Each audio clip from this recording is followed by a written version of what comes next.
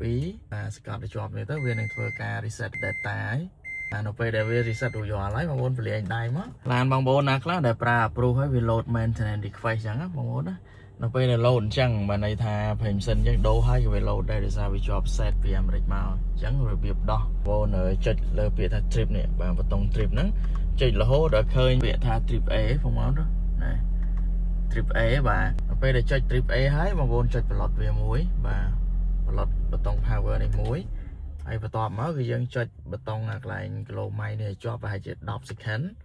បាទ10 second ហើយមិនទាន់ដកដៃហើយចុចប៊ូតុង power នេះ2ដងហើយទី2ហ្នឹងសង្កត់ឲ្យជាប់1 2បាទសង្កត់ឲ្យជាប់នេះទៅវានឹងធ្វើការ reset ឲ្យឃើញបាទ reset data ហើយបាទនៅពេលដែលវា reset រួចរាល់ហើយបងប្អូនពលាញដៃមកបច្ឆេះធម្មតាមកបាទជាន់5មួយប៊ូតុង power មួយដាច់ដោយស្វ័យប្រវត្តិតែម្ដងវាអត់រំខានបងប្អូនណាបងប្អូនខ្លះនៅពេលដែល load អញ្ចឹងឯងក៏អត់ដឹងថាចុចមិនតែអញ្ចឹងវាបាំងអាទិន្នន័យដែលរូបនៅខាងតាប់ឡូកដាលនេះបាទអញ្ចឹងគាត់យល់រៀងពិបាកដែរមិនបាច់ចូលជាងបាច់អីទេនេះជាវិធីសាស្ត្រងាយៗហើយឥឡូវបងប្អូនសាក plot សិន plot ហើយបើកមួយសារទៀតតើវា load អញ្ចឹងអត់បាទចាំមើលបាទចង់ដឹងមើលវាដាច់អត់បាទដាច់ស្អាតចេះបាទអរគុណបងប្អូនដែលមានតម្រូវការរថយន្តអីបាទជាពិសេស Toyota Prius បងអាចត្រាក់ត្រមើលឡានបានបាទលក់តែប្រភេទឡានស្អាតទេបងប្អូនណា